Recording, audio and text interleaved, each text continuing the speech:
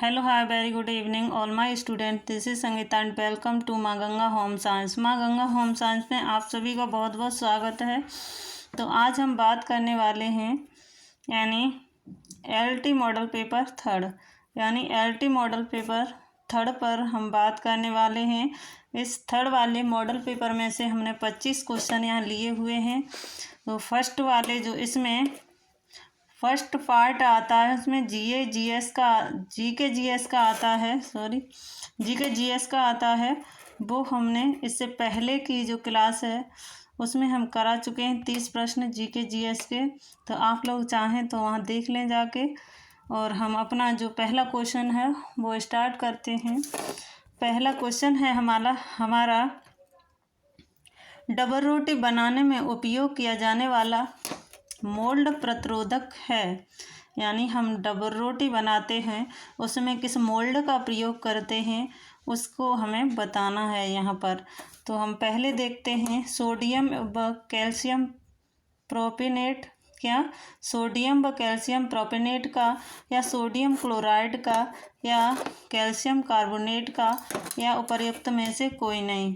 तो इसका जो राइट आंसर होगा वो ए is the right answer sodium व कैल्शियम प्रोपेनेट का। किसका? सोडियम व कैल्शियम प्रोपेनेट का प्रयोग करते हैं जब हम डबल रोटी के लिए एक मोल्ड प्रतिरोधक होता है उसको हम क्या कहते हैं? सोडियम व कैल्शियम प्रोपेनेट कहते हैं। अगले क्वेश्चन पर आते हैं। अगला क्वेश्चन है हमारा टू वाले क्वेश्चन को देखते हैं जल्दी से। तो 2 वाला क्वेश्चन है गर्भवती महिला के लिए, एक मिनट देखिए यहाँ 2 वाले क्वेश्चन को देखते हैं। तो गर्भवती महिला के लिए फॉलिक एसिड की बताई गई उपयुक्त मात्रा होनी चाहिए। यानी उपयुक्त फॉलिक एसिड की मात्रा कितनी होनी चाहिए गर्भवती महिला के लिए, प्रेग्नेंट लेडी के लिए कितनी हमें फॉलिक एसिड लेना चाहिए। तो 300 mcg या 100 mcg या 500 mcg या 400 mcg। तो हमें कितनी देने चाहिए? तो हमें देनी चाहिए 400 माइक्रोग्राम हमें फॉलिक एसिड की आवश्यकता होगी गर्भवती महिला के लिए। अगले क्वेश्चन पर आते हैं। क्वेश्चन नंबर थर्ड क्या कहता है उसके बारे में हम देखते हैं, पढ़ते हैं और अपने क्वेश्चन को करते हैं। तो पहले थर्ड क्वेश्चन को क्या कह रहा है? ये खाद्य पदार्थ के स्टोर की माल सूची का रिकॉर्ड किस में रखा जाता है? जो हमारा खाद्य पदार्थ होता है उसके स्टोर की माल सूची का रिकॉर्ड किस में रखा जाता है? स्टॉक रजिस्टर में, कैश बुक में, नोटबुक में, डायरी में। तो इसका जो स्टोर की माल सूची का रिकॉर्ड है वो रखा जाता है स्टॉक रजिस्टर में। स्टॉक रजिस्टर में इसमें माना गया है और कहीं कैश बुक भी लिखा होता है, बट हमने ये माना है। तो A is the right answer, A वाला हमारा राइट हो जाएगा। अगले क्वेश्चन पर आते हैं। क्वेश्चन नंबर 4, निम्नलिखित में से कौन सी डार्ट दोहरी नोक वाली डार्ट होती है? दोहरी नोक वाली डार्ट हम इस डार्ट को कहते हैं, ये दोहरी नोक वाली डार्ट होती है। ये डार्ट हम कौन सी डार्ट को कहते हैं? दोहरी नोक वाली फिश डार्ट, फ्लैंस डार्ट, कोरदार कहते हैं, फ्रेंच डार्ट या डिजाइनर्स डार्ट। इस डार्ट को हम क्या कहते हैं? तो इस डार्ट को हम कहते हैं फिश डार्ट, यानी मछली के समान डार्ट। अगले क्वेश्चन पर आते हैं। क्वेश्चन नंबर 5 वाले क्वेश्चन को देखते हैं। तिरछी निम्नलिखित में से किस बुनाई की मुख्य विशेषता है? यानी जो तिरछी सी लकीरें होती हैं ऐसे वो किस बुनाई की विशेषता है? तो किस बुनाई की विशेषता है? या टेल बुनाई की है, डॉबी बुनाई की है, जैकार्ड बुनाई की है, सुई वेल बुनाई की है। तो इसका जो राइट आंसर होगा वो हो जाएगा ए is the right answer, toll बुनाई की ये विशेषता है। अगले क्वेश्चन पर आते हैं। क्वेश्चन नंबर 6 वाले को देखते हैं हम। 6 वाले में क्या पूछ रहा है? तो नियंत्रित करने का संघटक जिसमें कृत्यों एवं परिणामों या उत्पाद उत्पाद का परीक्षण मानक के अनुसार होता है, क्या है? एक बार फिर से पढ़ लेते हैं। नियंत्रित करने का संगठक जिसमें कृत्यों एवं परिणामों या उत्पाद कोष्ठक में का परीक्षण मानक के अनुसार होता है, क्या कहलाता है? वो क्या कहलाता है? समायोजन, परिवर्तन, जांच या मूल्यांकन। नियंत्रण करने का संगठन जिसमें कृत्यों, परिणामों या उत्पाद का परीक्षण मानक के अनुसार होता है, तो इससे हम क्या कहते हैं? समायोजन कहते हैं। ए इज द राइट आंसर। अगले क्वेश्चन पर आते हैं। अगला क्वेश्चन है हमारा क्वेश्चन नंबर 7 वाला क्वेश्चन क्या कह रहा है उसको हम देखते हैं। कीटाणु कोशिकाएं जिस प्रक्रिया द्वारा बनती हैं उसे हम क्या कहते हैं? जो कीटाणु कोशिकाएं हैं वो किस प्रक्रिया द्वारा बनती हैं उसे हम क्या कहते हैं? मियोसिस कहते हैं, मिटोसिस कहते हैं, क्रॉसिस ओवर कहते हैं, ओव्यूलेशन कहते हैं, क्या कहते हैं? तो इसको हम A is the right answer meiosis कहते हैं। अगले क्वेश्चन पर आते हैं। अगला क्वेश्चन तो बड़ा, चलिए छोटा करते हैं, 1 मिनट। अगला क्वेश्चन है हमारा 9 वाले क्वेश्चन पर आते हैं। क्वेश्चन नंबर 9 यानी 9। प्रसार में समस्या निराकरण चक्र निम्नलिखित में से किसने प्रस्तुत किया है? जो प्रसार शिक्षा में जो समस्या निराकरण चक्र है वो किस विद्वान ने यानी प्रस्तुत किया है?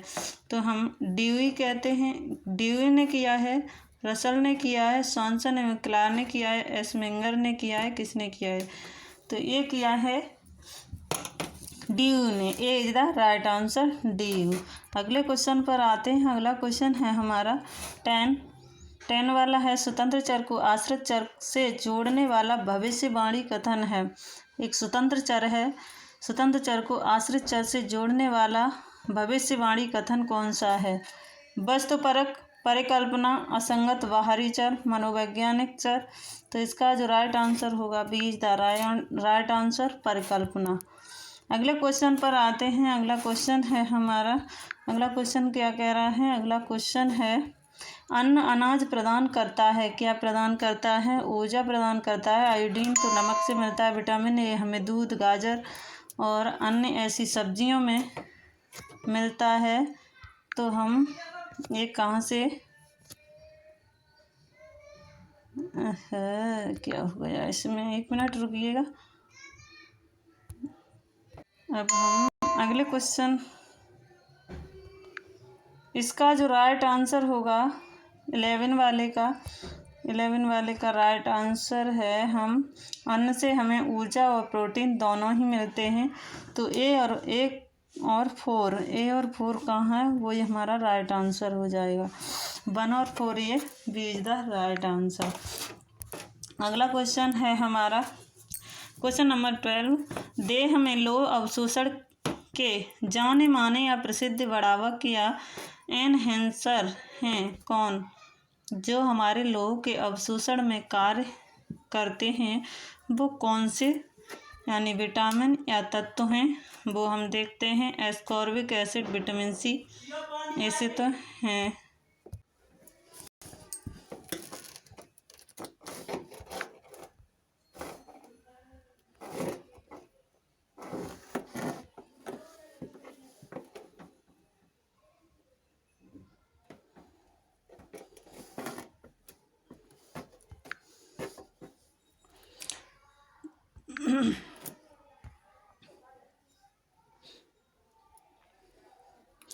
इसका जो राइट आंसर होगा वो होगा सी इज द राइट आंसर। अगले क्वेश्चन पर आते हैं। अगला क्वेश्चन है हमारा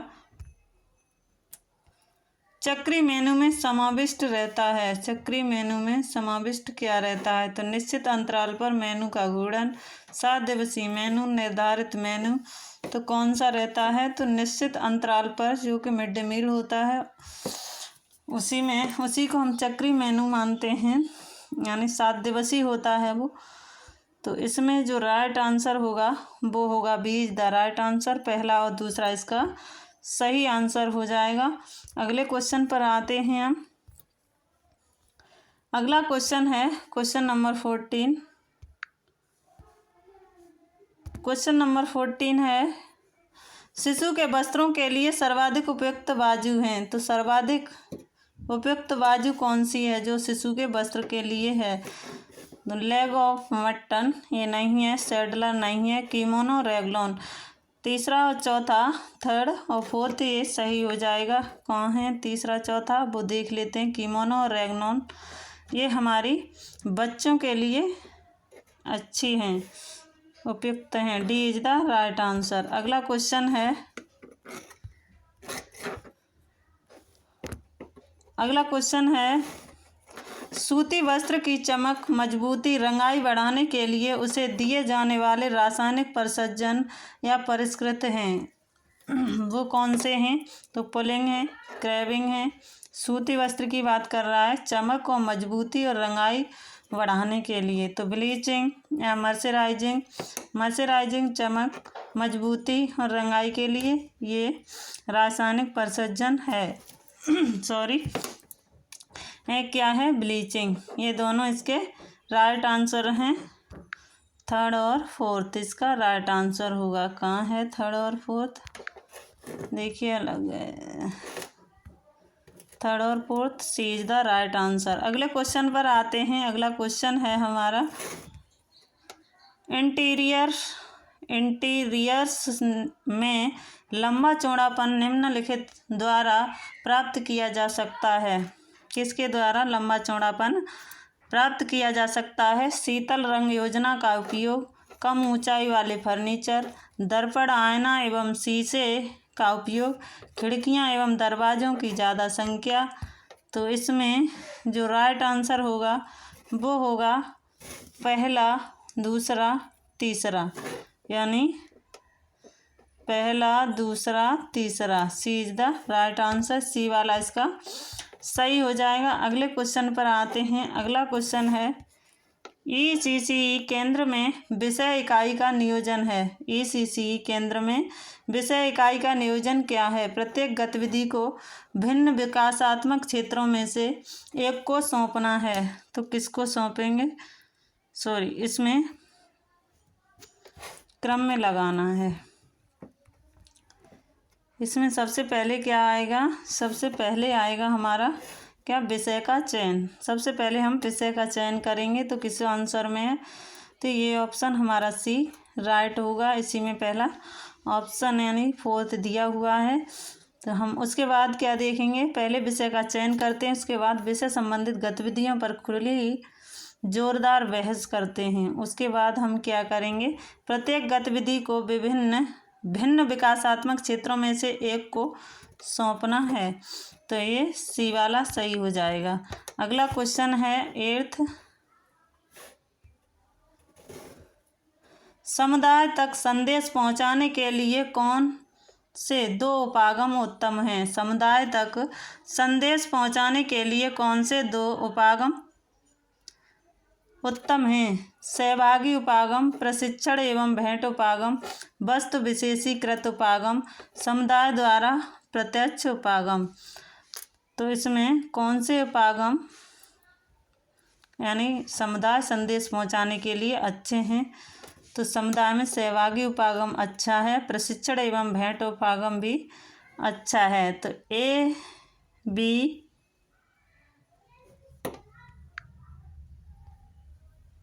कहाँ गया?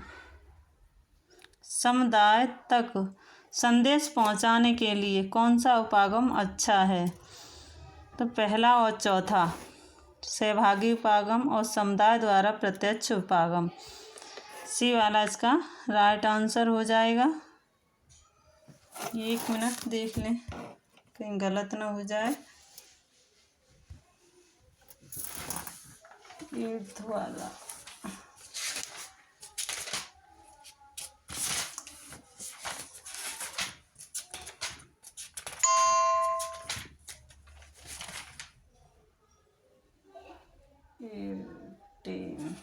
सॉरी, हाँ, इसमें जो सही होगा, इसमें राइट आंसर होगा ए इज द राइट आंसर।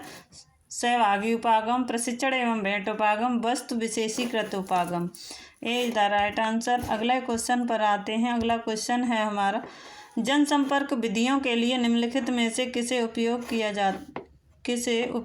जाता है। जनसंपर्क विधियों के लिए किसे उपयोग किया जाता है? तो व्यक्तिगत फोन वार्ता, सर्कुलर से चिट्ठी, रेडियो एवं टेलीविज़न। व्यक्तिगत वार्ता तो आएगी नहीं जनसंपर्क में, सर्कुलर चिट्ठी आ जाएगी, और रेडियो एवं टेलीविज़न।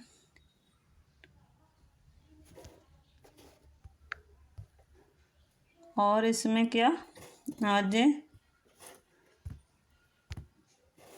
सर्कुलर चिट्ठी और रेडियो एवं टेलीविज़न। इसका जो राइट आंसर होगा सी इज द राइट आंसर। अगले क्वेश्चन पर आते हैं। क्वेश्चन नंबर 20, निम्नलिखित युग्मों में से कौन सा सुमेलित नहीं है? नहीं पूछा है, तो इसमें सुमेलित है वो कौन से हैं?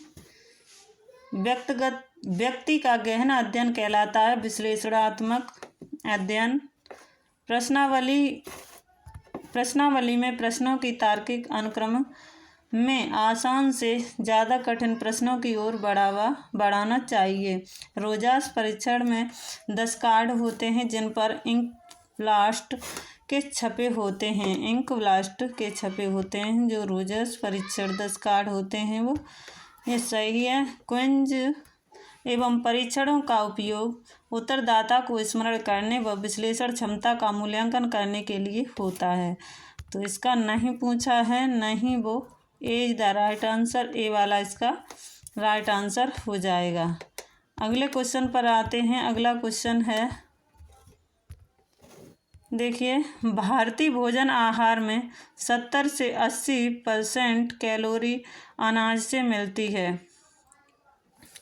भारतीय भोजन के आहार में 70 से 80% कैलोरी कहाँ से मिलती है? भोजन से मिलती है। और रीजन कह रहा है बड़ा खांसी हो गई है। रीजन कह रहा है क्योंकि वह रेशा समृद्ध खाद्य पदार्थ है। क्या है? वह रेशा समृद्ध खाद्य पदार्थ है। तो इसे हम भोजन, ये तो कहीं तक सही है, ये वाला क्या है? गलत है। ये रेशा समृद्ध खाद्य पदार्थ है, ये हमारा गलत है। तो ए राइट है और ये गलत है। तो इसका जो राइट आंसर होगा वो होगा ए इज द राइट आंसर। अगले क्वेश्चन पर आते हैं। सीलियक रोग छोटी आंत का स्वतः असंक्रमण उत्तेजक रोग है। सीलियक रोग छोटी आंत का स्वतः असंक्रमण उत्तेजक रोग है। सीलियक रोग होता है वो छोटी आंत में होता है, ये कह रहा है। और ये क्या है? असंक्रामक उत्तेजक रोग है। आगे देखते हैं। दूसरा रीजन क्या कह रहा है?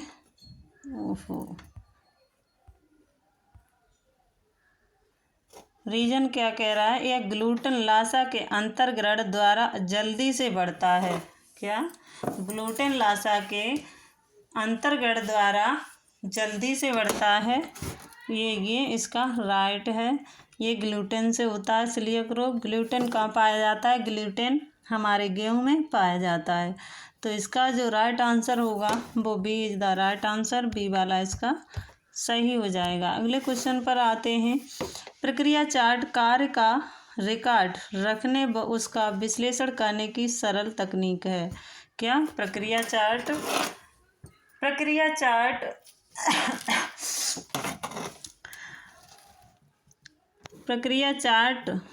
कार्य का रिकॉर्ड रखने व उसका विश्लेषण करने की सरल तकनीक है। रीजन क्या कह रहा है? रीजन कह रहा है यह प्रक्रिया का वर्णन करने के लिए दृष्टांत का उपयोग करती है, जिससे कि कार्य को ठोस रूप से संक्षिप्त अथवा संघनित किया जा सके। यानी प्रक्रिया चार्ट क्या है? कार्य का रिकॉर्ड रखने व उसका विश्लेषण करने की सरल एक तकनीक है। और जो रीजन कह रहा है, यह एक प्रक्रिया का वर्णन करने के लिए दृष्टांत का उपयोग करती है, जिससे कि कार्य को ठोस रूप से संक्षिप्त किया जा सके। तो इसमें ये दोनों के दोनों सही हैं। ए इज द राइट आंसर। अगले क्वेश्चन पर आते हैं। 2 से 3 क्वेश्चन और बचे हैं। ये कौन सा था? 23। चलिए इसमें 24 पर आते हैं। 24 में क्या कह रहा है? किसी भी प्रकार का रंग उपयोग करते समय रंग बंधकों का उपयोग अनिवार्य है। यानी हम किसी भी प्रकार का रंग का प्रयोग कर रहे हैं तो उसमें रंग बंधकों का उपयोग करना अनिवार्य है। वो बिल्कुल राइट है। रीजन क्या कह रहा है? रंग बंधक रासायनिक रंग का पक्कापन बढ़ा देता है। रंग बंधक रासायनिक रंग का पक्कापन बढ़ा देता है। ये भी राइट है। D is the right answer. अगले क्वेश्चन पर आते हैं। हमारा क्वेश्चन नंबर 25। अब कथन क्या कह रहा है? क्या कह रहा है? सजावटी जोड़ को कपड़े की किसी भी दशा में काटा जा सकता है। वह वस्त्र के वजन को वहन करता है। सजावटी कपड़े को किसी भी दिशा में काटा जा सकता है और वह वस्त्र के वजन को वहन करता है। ये दोनों हमारे सही हैं। ये इज द राइट आंसर। अगले क्वेश्चन पर हमारा लास्ट आंसर आज का। तो परिवार की घर संबंधी आवश्यकताएं परिवार की जननांकीय रूपरेखा पर आधारित हैं। परिवार की घर संबंधी आवश्यकताएं परिवार की जननांकीय रूपरेखा पर आधारित हैं।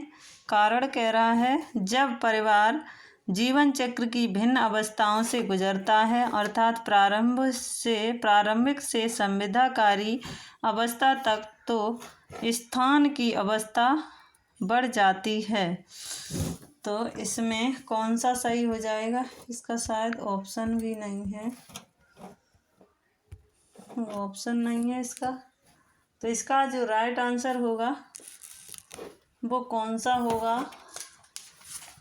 तो इसका जो राइट आंसर होगा वो होगा, यानी 1 मिनट, कौन सा है ये क्वेश्चन? कौन सा थोड़ा है? चलिए, ये दोनों ही सत्य हैं। इसका जो राइट आंसर है, इसमें दोनों के दोनों सत्य हैं। तो आज के लिए इतना ही। मिलते हैं हम अपनी नेक्स्ट वीडियो में। ये दोनों ही सत्य हैं। ऐसी ही अगले, यानी इसमें जो बचे हुए क्वेश्चनों के साथ, इसमें हमारे पूरे मॉडल पेपर में 120 क्वेश्चन हैं।